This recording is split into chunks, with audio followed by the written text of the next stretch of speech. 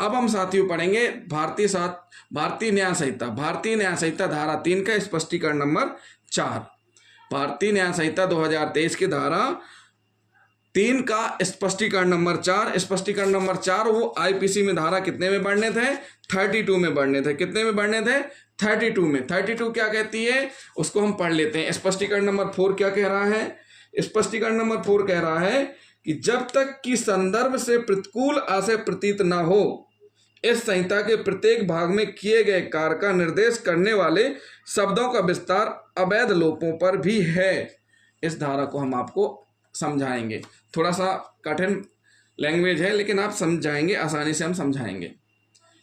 यह धारा किसी अवैध लोप को यानी इलीगल ओमिशंस को एक निश्चित कार्य के समान आधार पर रख देती है।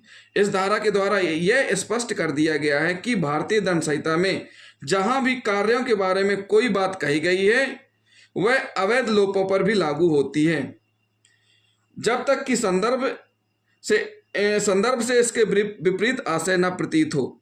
दूसरे शब्दों में शब्द कार्य में अवैध लोप भी सम्मिलित है। इस प्रकार कार्य शब्द को सकारात्मक और नकारात्मक दोनों ही अर्थों में प्रयुक्त किया गया है। चूंकि अवैध शब्द की परिभाषा भारतीय आईपीसी यानी भारतीय दंड संहिता में 43 में दी गई है, इसलिए अवैध लोप का अर्थ उसी संदर्भ में लिया जाना चाहिए। एक व्यक्ति द्वारा कोई उपेक्षा या लोप जिसे वह विधि द्वारा करने के लिए बाध्य है, दंडनीय अवैध लोप निर्मित करता है। जैसे कोई व्यक्ति उस कार्य के करने के लिए विधि द्वारा आबद्ध है। मान के चलिए कोई कर्मचारी है बिजली विभाग का, उसका नियम है, वो विधि अनुसार बाध्य है कि जब भी कहीं लाइट फॉल्ट हो तो उसको उतने टाइम के लिए परमिट लेना है और लाइट का कनेक्शन काटना है।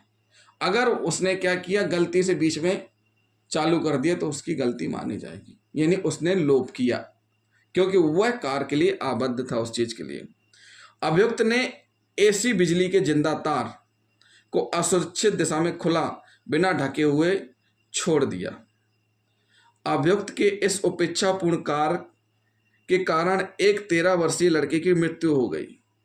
अभी निर्धारित हुआ कि अभियुक्त धारा 304 का भारतीय दंड संहिता के अंतर्गत दोष सिद्ध का पात्र था।